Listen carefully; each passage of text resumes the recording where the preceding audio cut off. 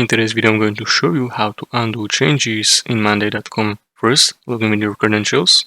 And once you're logged in, undoing changes in Monday, it's quite simple. If you made any unwanted changes, such as deleting something or editing something, you can use your keyboard shortcut Ctrl Z.